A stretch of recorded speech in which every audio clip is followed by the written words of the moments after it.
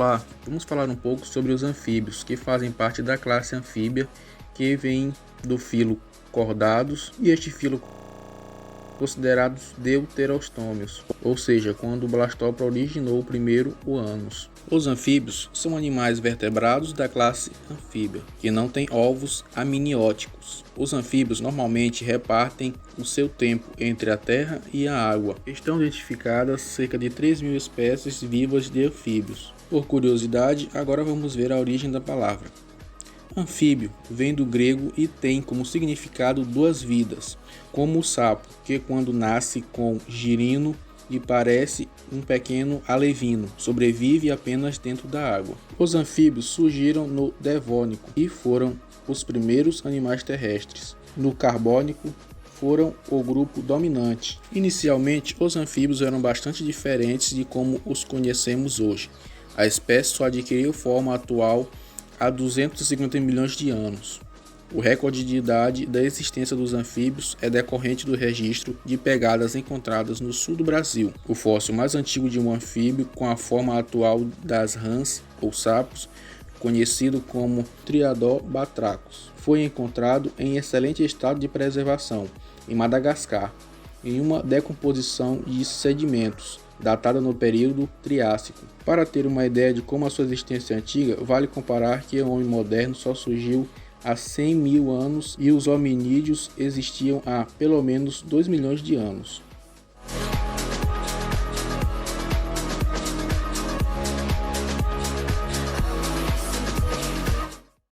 Características gerais dos anfíbios. Os anfíbios eles são um grupo que apresenta uma epiderme muito fina, sem escama, rica em vasos sanguíneos, com glândulas produtoras de muco, onde esse muco vai lubrificar a pele, pois como a pele é muito fina, então eles precisam estar sempre lubrificando elas para que elas não ressequem.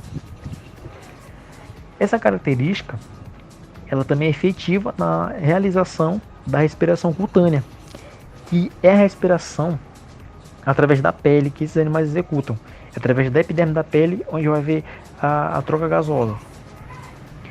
A maioria dos anfíbios eles vão possuir também glândulas produtoras de veneno, onde essas glândulas produzem veneno e também liberam. E essas glândulas vão estar presentes na epiderme, na superfície do animal, a pele basicamente.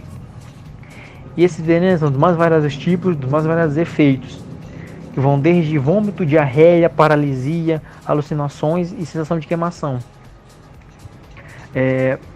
Aqui no Brasil, basicamente no Amazonas, tem muitas espécies de anfíbios venenosos, a maioria do grupo dos anuras, e muitas tribos utilizam alguns desses venenos em rituais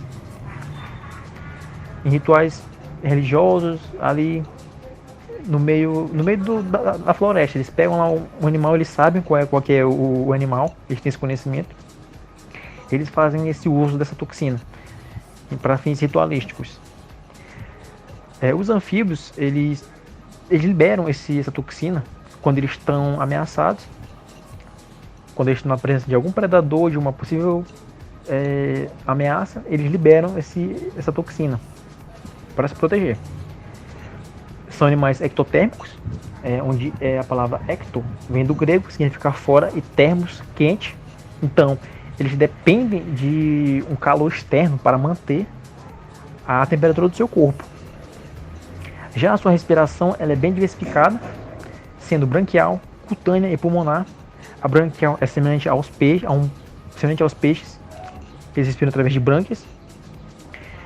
A cutânea já citei, e a pulmonar através dos pulmões. Pode ocorrer a combinação de dois tipos de respiração em uma espécie de anfíbio, ou as três também. No caso dos sapos, o sapo cururu, que é o sapo comum que a gente é acostumado a ver, ele vai apresentar respiração branquial e cutânea, desde o seu estado larval de desenvolvimento, onde ele vai viver apenas na água. Quando ele se torna adulto, ele perde a respiração branquial, pois a respiração branquial não é tão efetiva fora da água, pois quando eles ficam adultos, eles vão para a terra firme. Então as brânquias, quando estão fora da água, elas ressecam, então os filamentos se fecham, se grudam uns nos outros, impedindo a passagem do oxigênio.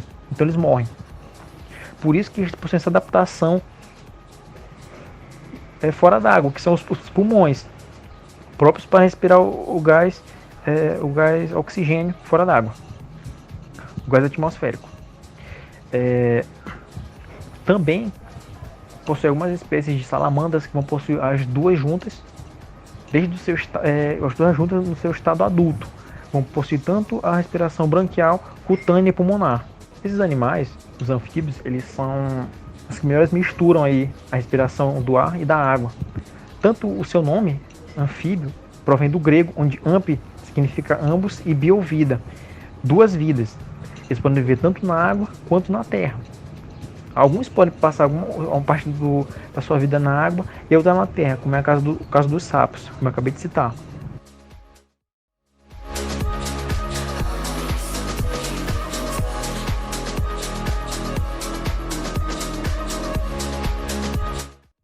Classificação dos anfíbios. Os anfíbios são classificados em 3 ordens: Urodela, Anura e Apura. Urodela ou Caudata.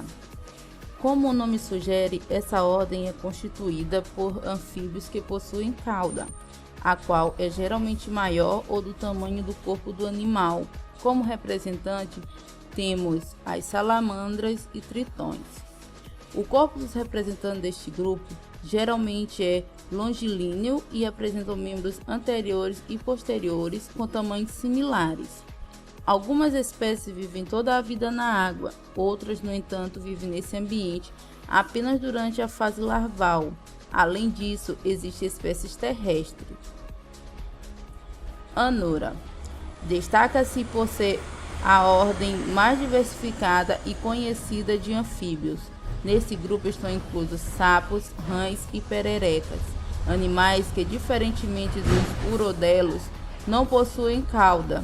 O corpo desses animais é curto e apresenta 4 membros locomotores nos adultos, sendo os membros posteriores maiores que os anteriores, o que lhes garante a capacidade de saltar. Muitas espécies são venenosas e apresentam coloração de aviso que afasta os predadores. A maioria dos representantes desse grupo tem a capacidade de vocalização. Apode. Não apresentam patas e vivem, com exceção das espécies que são predominantemente aquáticas, grande parte da sua vida em galerias no solo. O corpo é alongado e os olhos são reduzidos e poucos funcionais. Como representantes temos as cecílias, também chamadas de cobras cegas.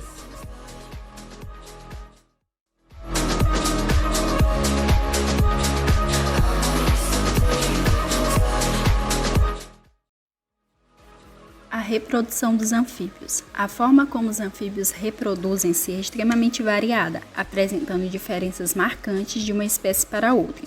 Além da reprodução, abordaremos um pouco o ciclo de vida desses animais, que envolve fases aquática e terrestre.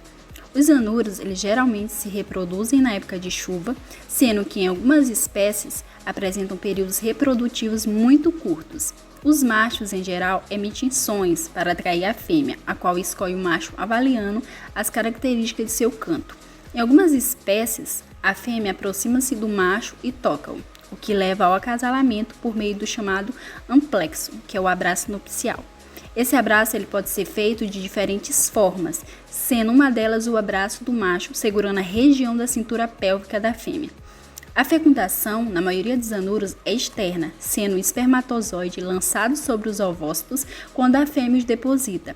Nos anuros, é possível observar diferentes tipos de desova, verificando-se, por exemplo, espécies que depositam seus ovos na água, em ninhos de espuma e sobre rochas. Vale destacar que, em algumas delas, os ovos eles ficam retidos no corpo da fêmea.